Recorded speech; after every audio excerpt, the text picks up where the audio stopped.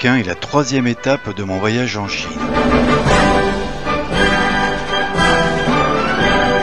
Je commence ma visite par la place Tiananmen. Mes caméras sont bien passées aux 2 points de contrôle, mais j'ai rapidement dû les ranger une fois sur place. On sent bien que l'ambiance ici n'est plus la même qu'à Shanghai.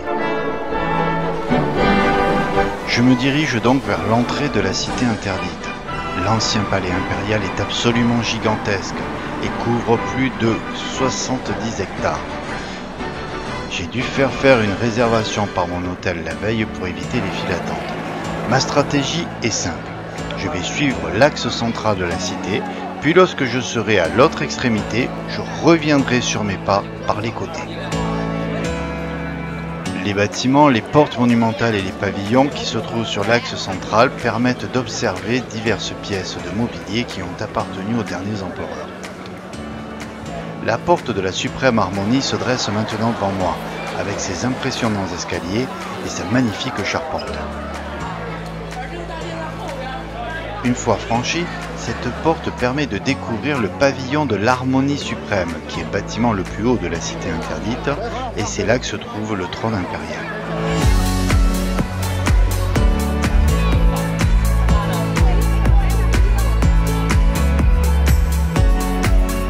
Après avoir traversé de grandes cours et franchi une nouvelle porte, j'arrive au pavillon de la pureté céleste.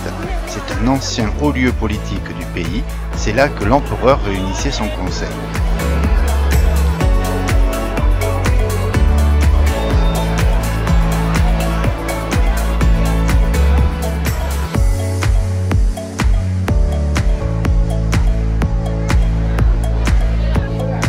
J'atteins maintenant l'extrémité nord de la cité où se trouvent les jardins impériaux.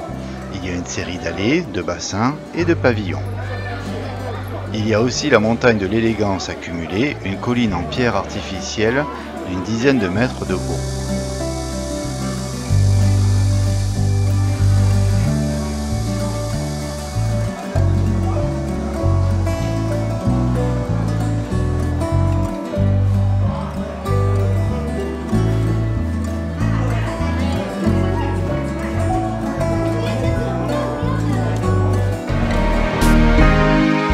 Je me dirige maintenant vers l'aile est de la cité interdite. C'est un enchevêtrement de ruelles qui desservent différents palais dont il me semble que un est bien animé maintenant. Il y a une exposition de poissons rouges qui rivalisent de couleurs et de formes étranges.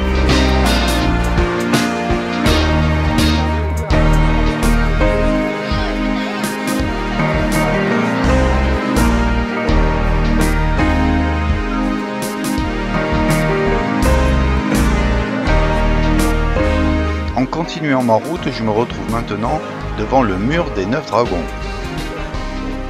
Toute la scène sur le mur représente 9 dragons en mouvement en train de jouer avec des perles sur un décor de mer et de nuages.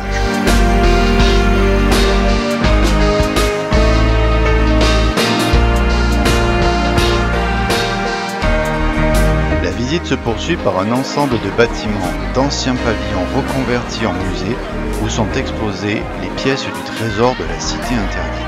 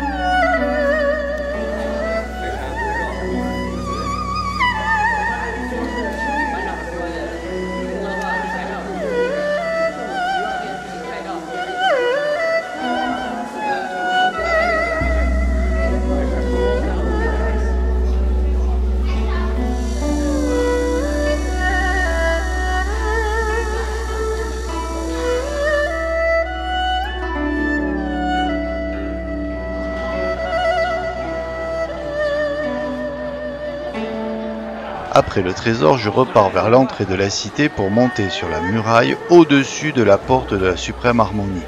C'est une autre forme de trésor qui est exposée ici, celui des acquisitions de la Chine d'aujourd'hui avec des pièces d'horlogerie, des bijoux et des pierres précieuses.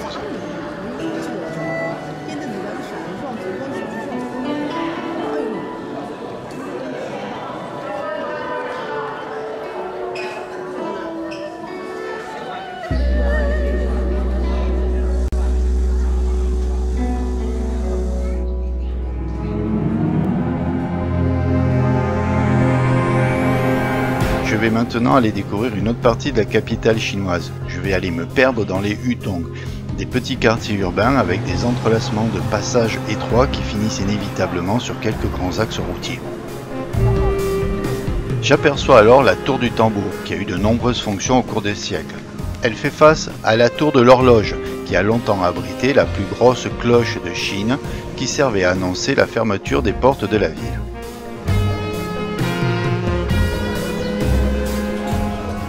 En s'éloignant d'une vingtaine de kilomètres du cœur de la capitale chinoise en direction du nord-ouest, j'arrive au palais d'été construit sous l'impératrice Cixi à partir de 1886.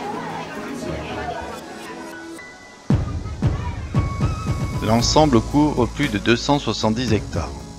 Je vais immédiatement gravir la colline de la longévité, en traversant plusieurs temples qui se trouvent à son verso.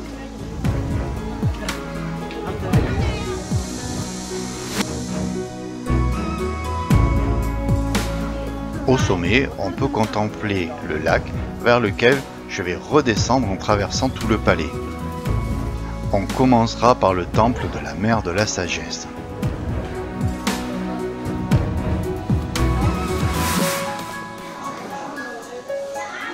À partir du belvédère du Grand Bonheur, il faut descendre un escalier très abrupt ou des pans inclinés très glissants pour arriver à la salle des nuages ordonnés. C'est le cœur du palais.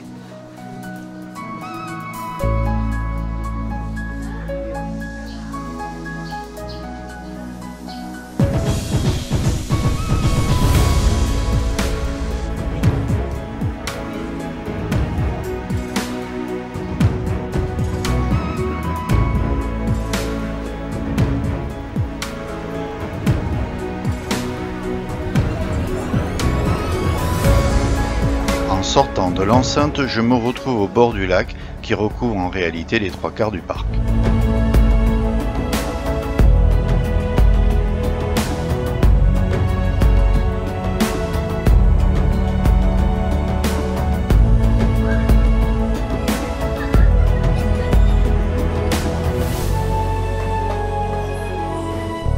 On peut circuler sous des galeries ou des allées, s'arrêter pour profiter de rafraîchissements ou découvrir quelques autres pavillons comme celui de la fragrance bouddhiste.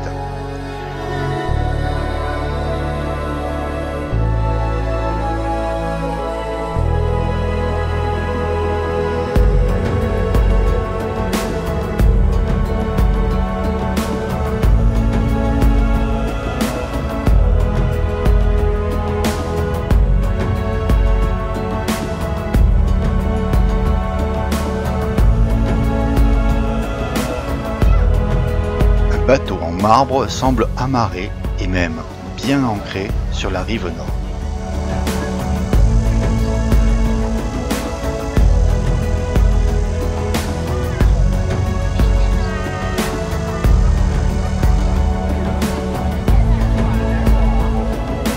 À partir de là, je vais suivre des chemins, puis des sentiers, et je vais même essayer d'échapper un peu à la foule en traversant les bois.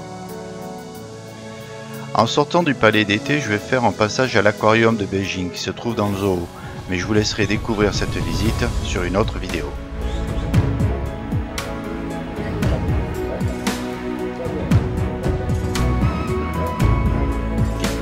Nous allons maintenant vers le temple des lamas.